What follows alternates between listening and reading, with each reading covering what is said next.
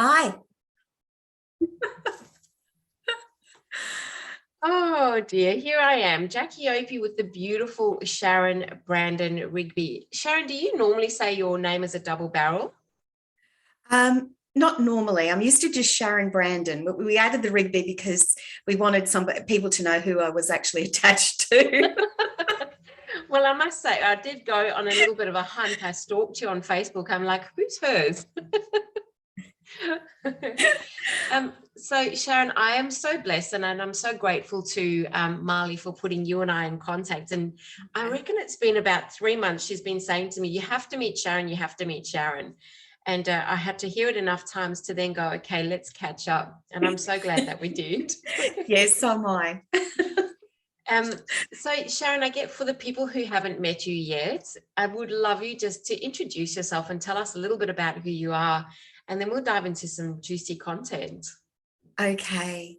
That's always such a hard question, isn't it, when you have to talk about yourself? I feel so uncomfortable with it. I guess, like most therapists, I say I'm a relationship therapist and I specialize in couples counseling because I that's where my passion actually lies. I really think that the cornerstone of everything begins with the couple. So, you have the couple, then you have the children, and children grow up to be really healthy children when they have a healthy parents, so, and then that spills out into broader society. So really, that's why my passion actually lies with the couple. I think, like most therapists, I grew up in a family that was pretty dysfunctional, and parents who were quite traumatized in their own way. And so as an adult, I wanted to explore what that actually was. And it was also a very sexist household. So that led me on to sort of different studies in sex and gender and things like that, and how relationships are constructed by social norms and expectations of what men and women should be.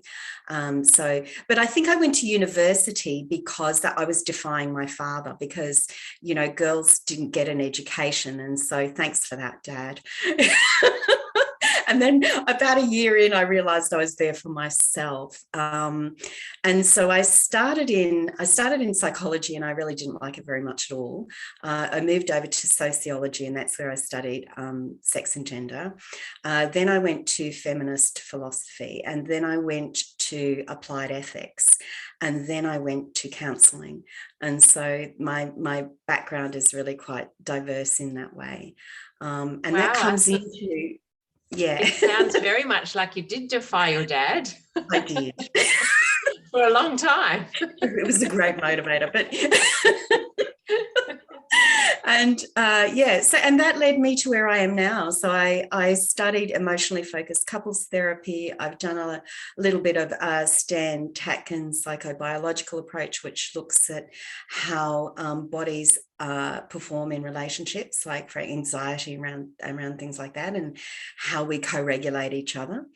And yeah, and so I keep learning more and more and more, and mostly I learn off my clients, which is pretty amazing. So I'm really blessed to do what I do. I really love what I do. So that's enough about me. Well, it's really interesting, Sharon, because there's so many new words for me in what you just said. And I'm sure that there is for a lot of people who are not in that space of counseling. I'm really curious though, like the difference between, you said you did psychology and then didn't really enjoy that and you went into sociology. What is the difference between the two? One studies the broader cultural society and the impact that has on individual lives. And, psychology does a little bit of human behavioral sciences. It does a lot of statistics. It does, so for me, it wasn't something that drew my interest. And I'm not a person who can study anything if I'm not interested in it. I just won't excel in it. So it's just, I understand that about myself. And so sociology was much more interesting to me, because I realized that everything is interconnected, and we don't just operate solely as individuals, like the West would have us believe. In fact, culture and society have great impacts on how we relate to each other as human beings. And so I wanted to understand the foundations of that first before I got into the intricacy of interpersonal relationships, because for me, there's a lot, they're quite interwoven. I don't think we can really separate that out. So that's why, yeah. And isn't that interesting, that because that's what we've come from, really. We've come from how we look at our environment and the people that are within that space. Let's talk about thousands of years ago when we lived in caves, and it was really about the community of people around us. And now when we look at families and couples, we're very isolated, or I feel like, in my experience, we're very isolated, and we don't have that sense of community around us. Yeah, it's really interesting, actually, because where I've moved to in Melbourne, I'm in a very culturally diverse community, and you see those differences. For example, at the moment, I'm working with a couple who were in arranged marriage, and that's been fascinating to me, because I can certainly see the benefits in that, as well as the sort of the disadvantages of that. And I can honestly say to you, it's just like every other relationship that I ever deal with. There's not a lot of difference at all.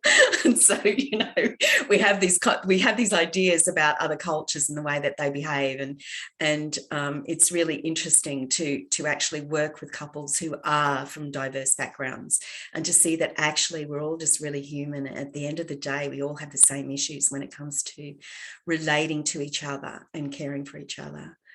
Yeah. It really speaks to my heart, because to me, it doesn't really matter how we got there. If you're in a relationship, and this is my very uneducated view, but my opinion, I guess, more than anything else, no matter how we got there, it's our resilience and our desire to make it work that will keep us together. Well, for many, many years, for centuries, marriage was a contract between families.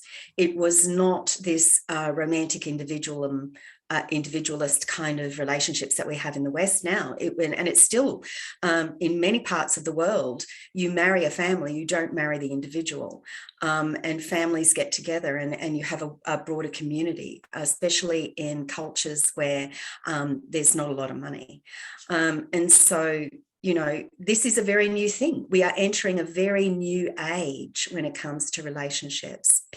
And what we're seeing is women are more economically advantaged now, particularly in the West.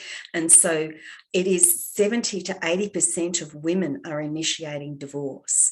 It's not men at all. It's women are coming forward and saying, I'm not satisfied with this. I want more. I want more than just the drudge of everyday life. And so it's creating some very interesting dynamics in couples now that we're seeing, so because women have more freedom now. And so we're able to make different choices because we're not economically dependent. And so it's interesting to see what's happening, because it's creating a totally different dynamic between men and women. Yeah. I think it really does bring to the foreground that you're in my life because I want you there, not because I need you there. That's it. And sometimes you'll have to step up. Absolutely, on both sides, for sure. Yeah, absolutely. Yeah. So Sharron, what you said that 70% of couples are now, 70% of women are the ones who are initiating separation. Are you finding in your practice that women are seeking out, or even men are seeking out, some guidance before they take that step, or they're just going, no, I'm done, I'm out? Those are the couples that I see. And fortunately, I am able to see them. And I think that there's still a little bit of stigma around getting help for being in a relationship, because we have this idea that we're just going to meet this person's our soulmate, everything's romantic in the beginning, and we're tricked by our hormones. And then all of a sudden we wake up one morning and this person, hang on, that's not what I signed up for. I hear that statement all the time. That's not what I signed up for. And the reality is that you don't actually get to know somebody until way in. You know what I mean? We're all on our best behavior at the beginning, aren't we? We really are. We're putting on our best face. And the smart couples seek help because we don't actually grow up in societies that actually teach us how to do relationship really well, how to frame a discontent, how to bring that to our partner without blaming the other person, or criticizing the other person, or or we might withdraw from the other person because we're not getting our needs met.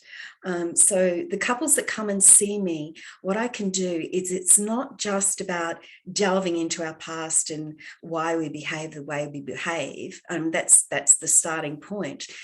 But as we go further into it all, what it is learning a different language, learning a different way of communicating with each other, learning what it means to respect difference, learning what it means to create trust, all those sorts of things that come with sustaining long-term relationships.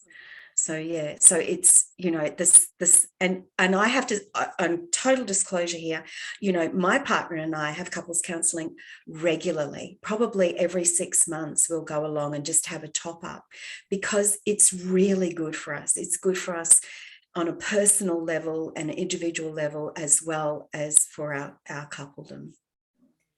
So, yeah. I really love that, Sharron, because what is the point in waiting? And I'm not doing it at the moment. In fact, it's been probably at least 10 years since Craig and I have seen a couples counsellor.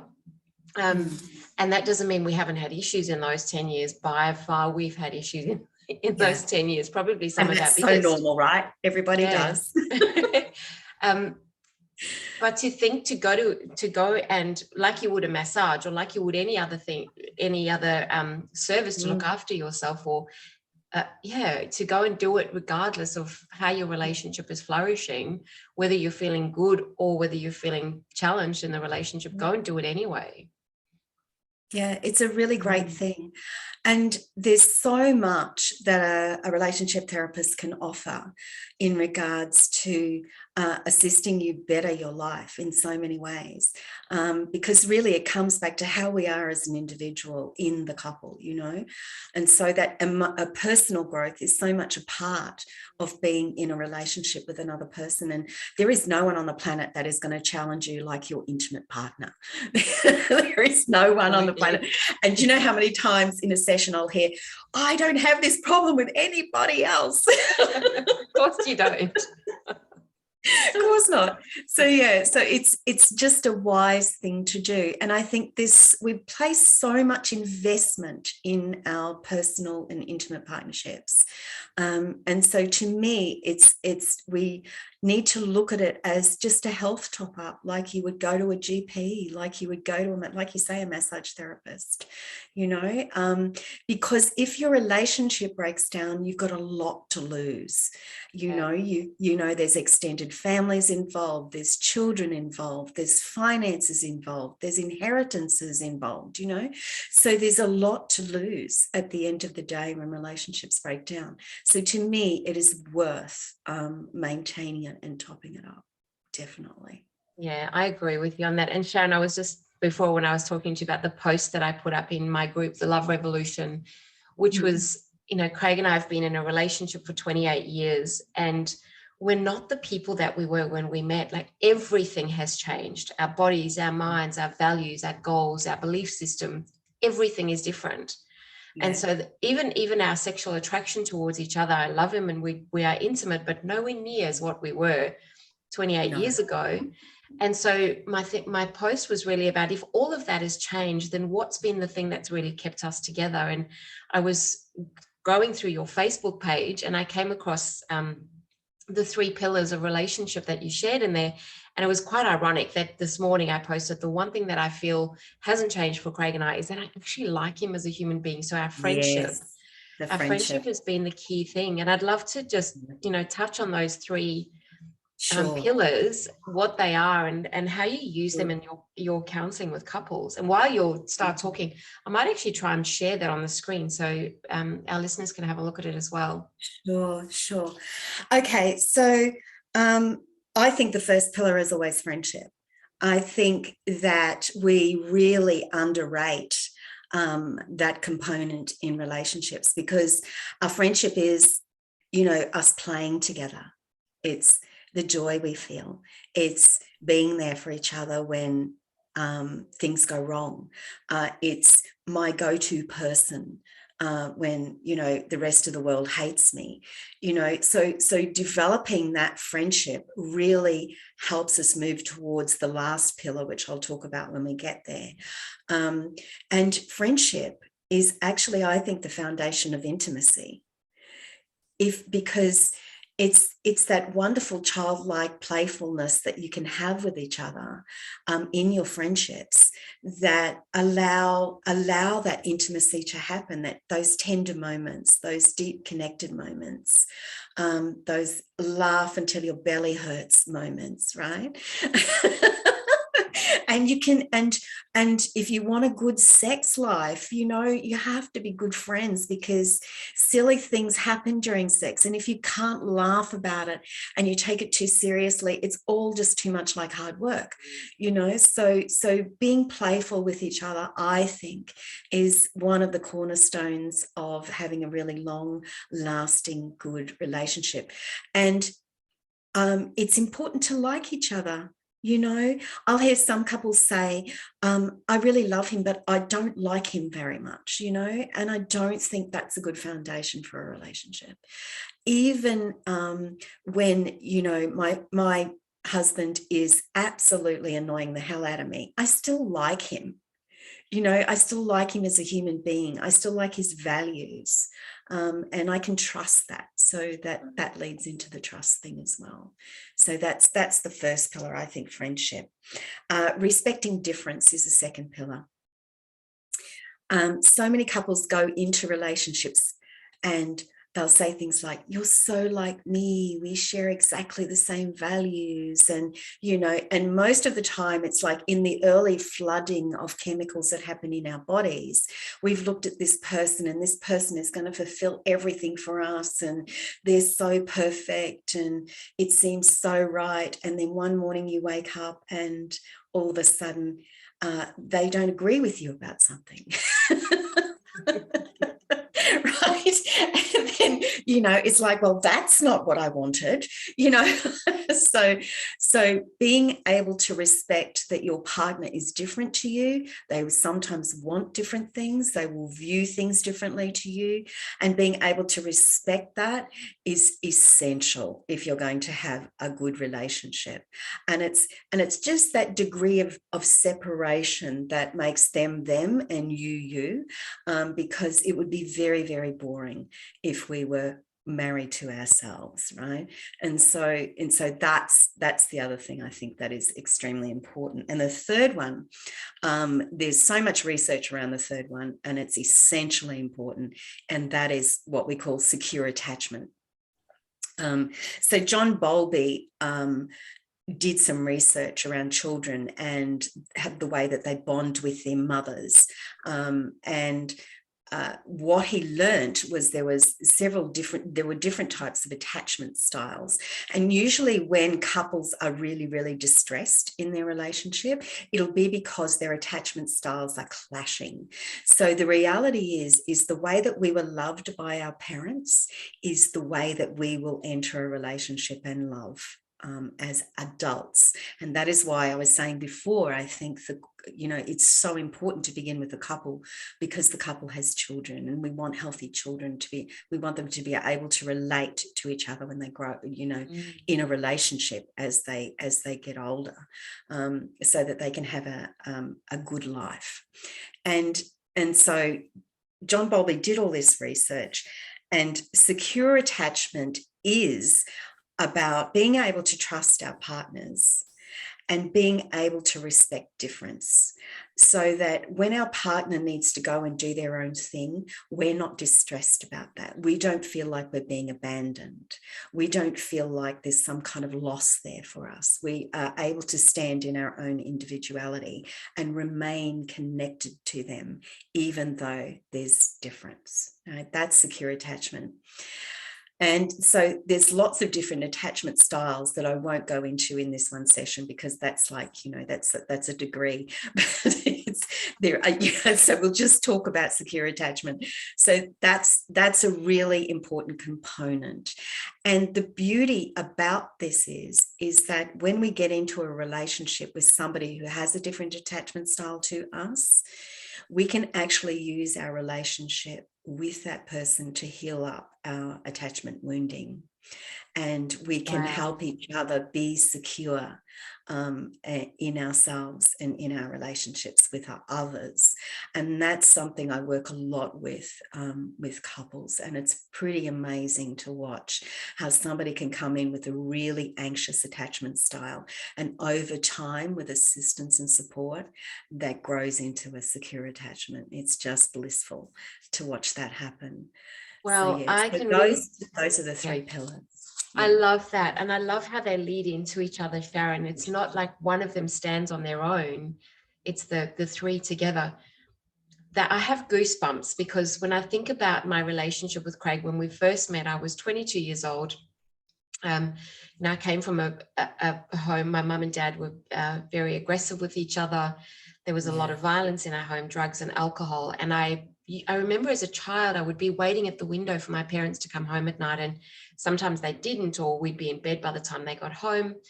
And so I had this whole thing about don't leave me, don't leave me. Yeah. And Craig, in his with his parents, very secure parents, loved each other deeply. And he traveled the world, like he'd been traveling the world for 10 years before I met him. So he had no attachment issues whatsoever. And when we first got together and we moved to Australia, he would go to work during the day. I wasn't allowed to work here in Australia as yet. So I would be at home and I would call him no less than 5 or 6 times during the day to, talk to him and see how he was. And at the time, I remember one of the receptionists answering the phone when I called back in the day when there was no mobile phones. And she said, "Oh, it's that bloody woman again." And yeah. And so it was reflected on how often I was calling him. And at the time, I didn't recognize what the differences were. I just thought that was completely normal. And over time, through doing personal growth and development and counseling, I can now recognize exactly where those two, where that attachment style was so unhealthy. Yeah. And it's amazing, isn't it? When you've got somebody who's so solid, like your husband sounds very solid, to come up against when you have that anxiety, it really is calming, isn't it? You've got this wonderful soft place to fall when you're anxious, and that's, and having that person there for you all the time. And that's what heals it up, because you get the attachment that you didn't get in your primary years. And as an adult, we're able to stand back from that and even parent ourselves. I'll often say to my clients, you need to parent yourself here, and look at what would you do for your child if your child was anxious like that now. As a parent, what would you do? You need to do that for yourself as well, and reach out and ask for what you need. And the more that you reach and ask and your need is met, the less anxious you feel, right? So that's, it's a big thing. Thank you for sharing that story. That's a very vulnerable story. So it was a great a realization just as you were speaking. So yeah, wow. Thank you for sharing that. Yeah. Yes. So the three attachments, the three pillars, I will, when we post this, Sharron, I'll leave a picture of it on there rather than break the energy of our conversation through that. So I guess just talking about intimacy with couples, and we're talking about longer term relationships, when people do get to that point where they've spent a lot of time together. One of the challenges that I've had in my relationship with Craig is staying intimate, and I feel like it's something that we have to continue to work on. Otherwise, it's really easy to fall into our patterns. Do you have any suggestions, Sharron, that might help with that? Yeah, I do. The thing that I would suggest the most, and I think is essential, it's not, we talk about having an erotic life. Esther Perel talks about this a lot. Yes. And I agree with her in that. One of the things that we really need to maintain is our curiosity about the other person. Never presume you know this other person who is next to you. I have had couples sit in my counseling room that have been married for 20 years and not had the intimate conversations they should have been having over that time. And so they drift apart. And so I would say to couples, make it intentional. You need to have intentional time with each other. You need to prioritize your relationship. It is the foundation from which you spring into the world. And so making that essential time to be intimate with each other and explore. I mean, we don't need to stick to the norms around sexuality. And intimacy. We can create the relationship we want. We don't have to be influenced by those around us. We need to come from inside ourselves. What is it I desire? What is it I want? What is it? Is it that I want to connect with my partner? And in that shared experience, the intimacy grows and maintains itself. It has to be intentional. It will not happen. We are not biologically designed to be with the one person always.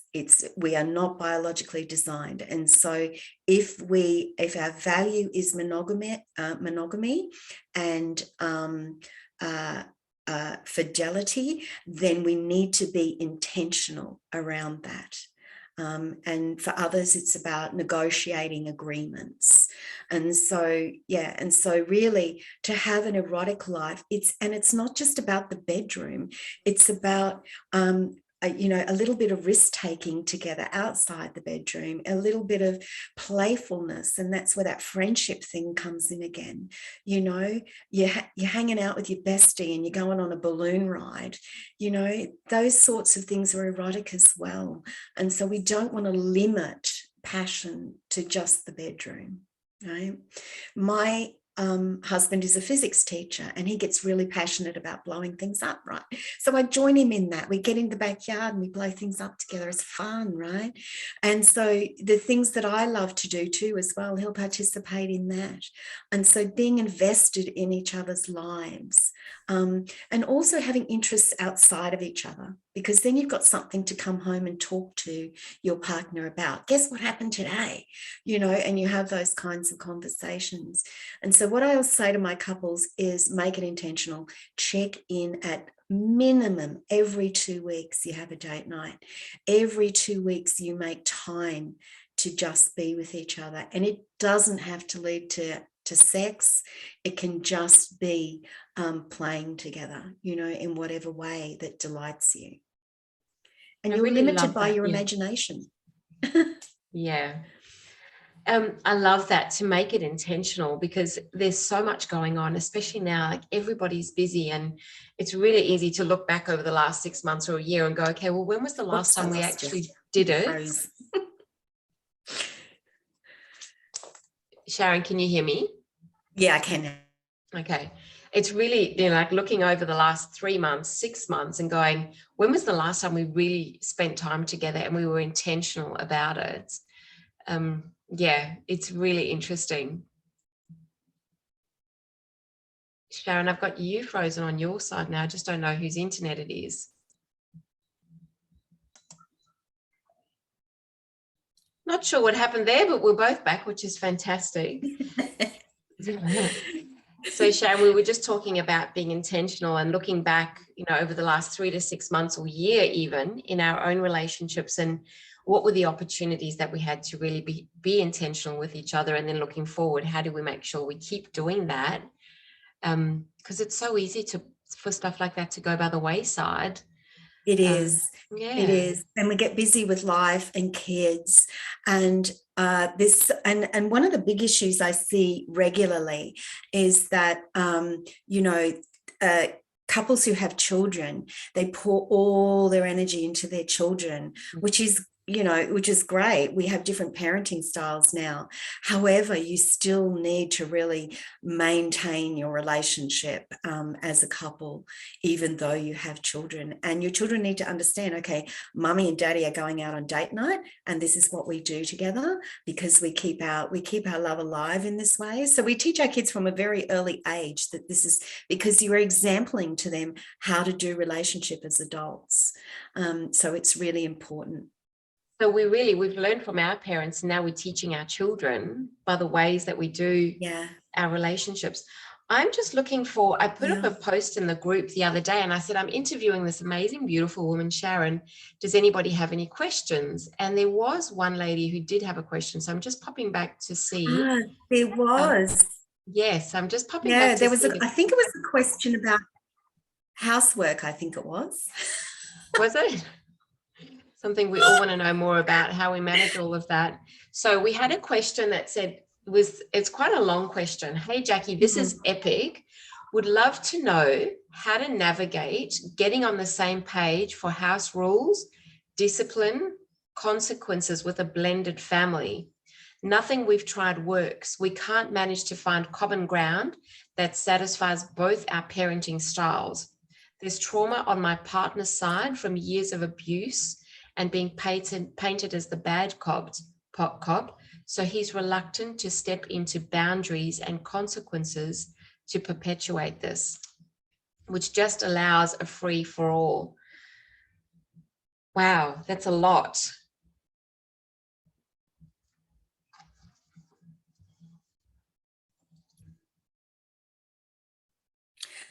Okay, so first of all, the first thing I'm going to say is if your partner has a lot of trauma around that, then the first thing I would do is seek assistance around that.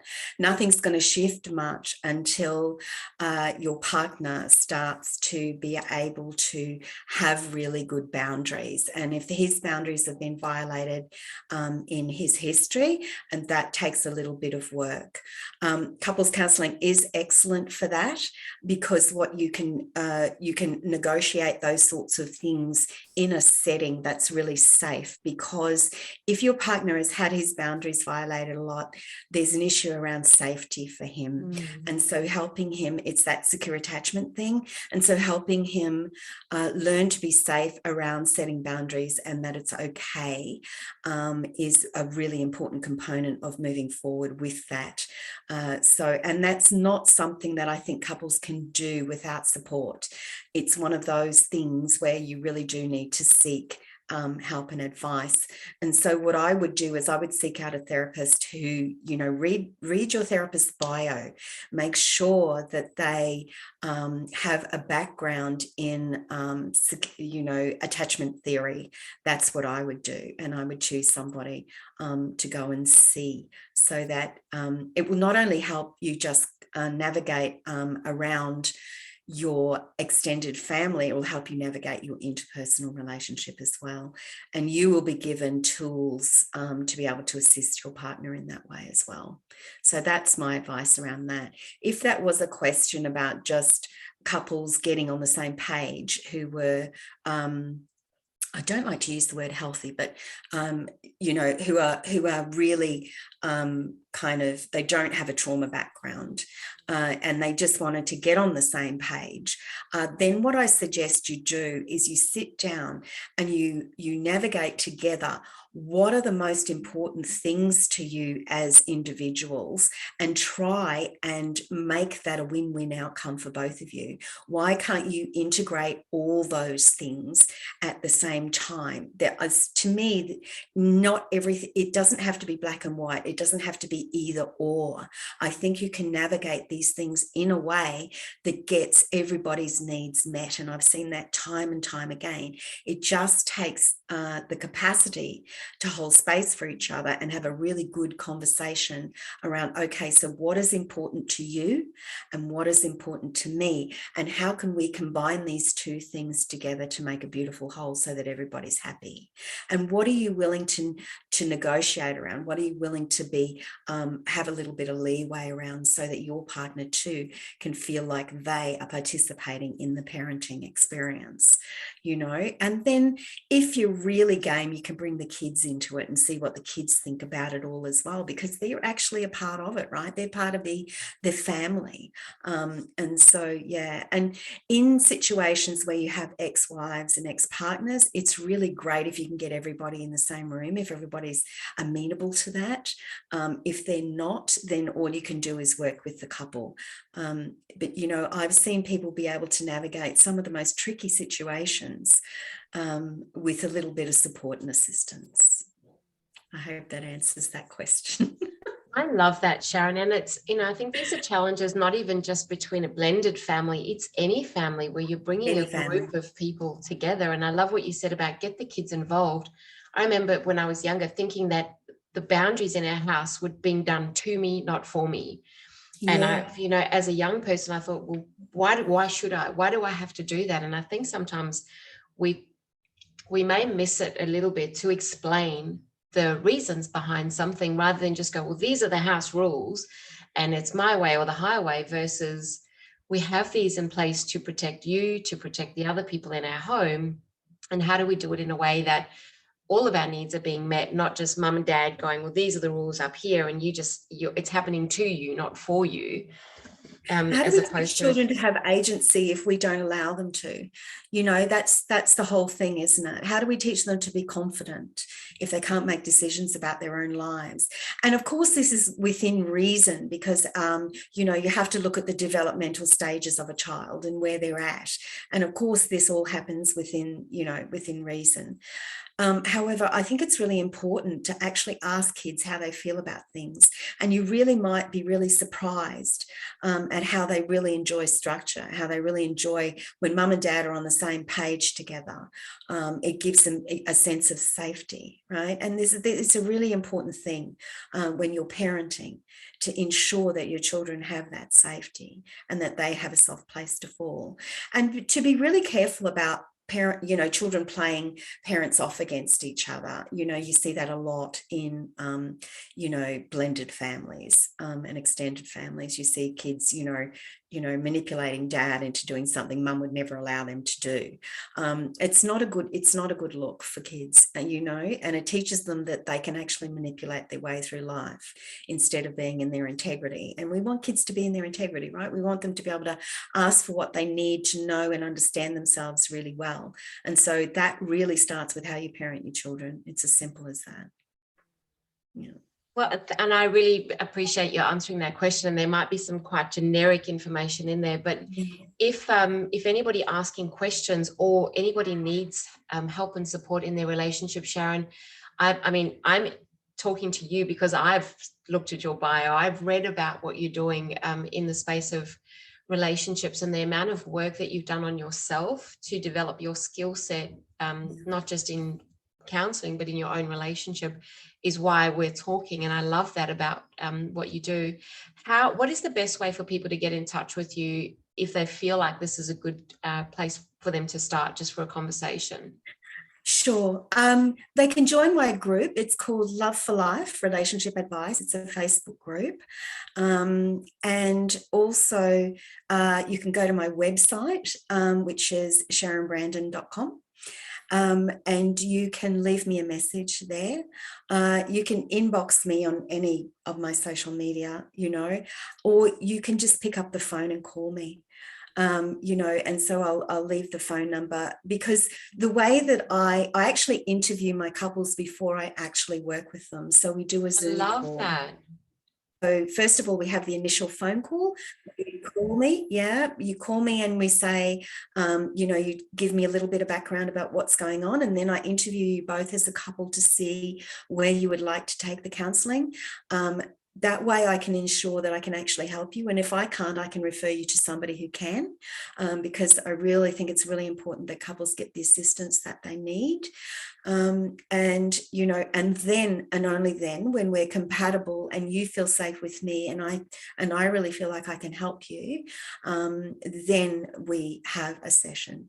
And so there's a whole process before we actually go into that, because I am a relational therapist, and we do relationship within the context of therapy. And so it's really important that that trust is developed between me and my clients, and that safety is developed. And so those initial stages help to develop that trust in the beginning. It's a really important thing if you're going to get what you need to get out of counselling. I would also look at the Gottman Institute, which has amazing information there for couples. Their date night cards are absolutely fantastic. I highly recommend that people buy those if you're curious about your partner. People discover things about each other that they never knew.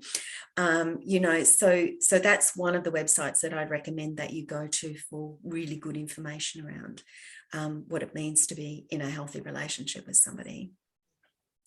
Yeah. So Sharron, if for example, let's say we have a couple who are having some challenges in their relationship, and only one of them wants to come to counselling to get some support, how do you normally deal with that? What would your recommendation be?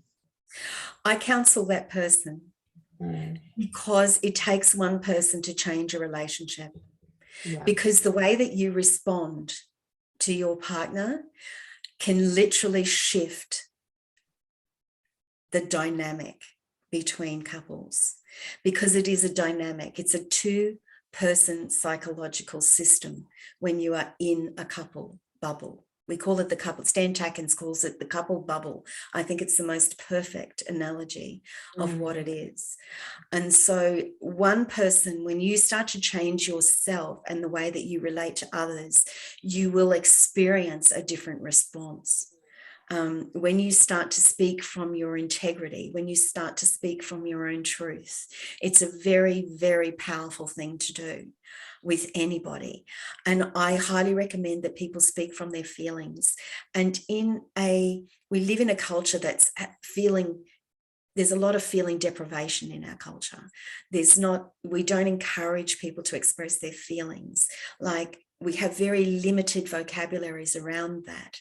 I have a whole cheat sheet of different feelings that people can learn about, that they actually have, and feel into themselves and get in touch with that within themselves. Our feelings tell us what's going on for us. And then once we understand our feelings, we then understand the need that is attached to those feelings. And when we can get in touch with that, we learn to understand ourselves really well. And then we have the capacity to convey that to our partners.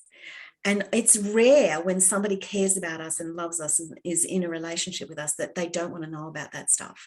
It's really, really rare, right? Unless you're married to a complete narcissist or an abusive person. They want to know. They want to know what's going on inside you. And often partners keep their partner guessing, or they might make presumptions about how their partner feels. And I think making presumptions is absolutely a relationship killer. You want to remain curious and ask. So when you looked at me like that, it hurt me because it felt like you were feeling contempt. Is that what you were feeling? Do you see how that's so different from saying, I hate it when you look at me like that? So you see how that's so different? And so we're recording me. And me and everybody else. And so, and so we just learn to do it differently. And you might have to check yourself first. Sometimes I'm a person with a quick temper. And so I honestly have to check myself, like, I'm angry. Why am I angry? Oh, yeah. Okay. And I can go in and I can go, oh, I feel really, I feel like my boundary's been violated here. And so I can then go to my partner and say, I'm struggling with this. This is what I'm struggling with. Can we do this differently? Or this is what I need in this moment. And so and the more we know ourselves in those situations, the better we can convey that to our partner. The more they get to know us, the more intimacy is created. Yeah. That so speaks to my heart. It shifts the energy of it, and it shifts the outcome, which is so important that we get. And it shifts the blame, right? It's Mm. not your partner's fault. It's like completely owning what is happening inside you and then making a request, not a demand, a request, you know? And then when that request is met, and it won't always be, but when it is met, right, it just creates such a bond. It's intimacy forming in and of itself. And so it's a beautiful, beautiful thing. Yeah. Yeah. Sharron, this has been an amazing 50 minutes of just beautiful sharing. And I feel like you've given the community a gift by what you've shared today. I really do. And it's helped me. And I'm sure that there'll be many, many other people that it will help as well. So we'll share this into the group. I'm happy to share it into my group. You can share it wherever you want to share it as well. And I will add in some links as well, where people can connect with you and some of the resources that you've referenced as well. But I love the idea of you and I doing this every 2 weeks. Oh, awesome. Yes. And then some, like I'm really happy for people to, put their questions in. If you've got a question, sometimes I will only be able to answer that a little bit generically. Other times I'll be able to get really down to the core of things of what's happening for you. And I'm really open to doing that for people because at the end of the day, when people have really loving, healthy relationships, we have a really loving, healthy society. So that's where we want to go, right? And I know that that's your intention too for this, for this whole group that you have as well. And I'm really delighted you asked me to come along today because I really enjoyed talking to you. It's beautiful. So yeah, so The feeling is I'd love definitely to do mutual. that. Yeah, Beautiful. I'd love to do that. All right, Sharron, thank you so much for your time and energy. And I will Pleasure. we'll hopefully do this again soon. Okay, be kind to each other. Bye.